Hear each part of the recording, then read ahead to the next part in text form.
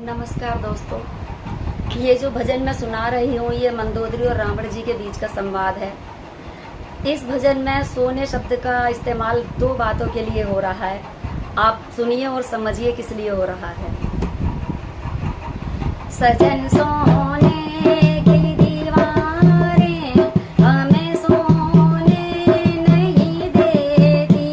सजन सोने की दीवारें हमें सोने नहीं देती।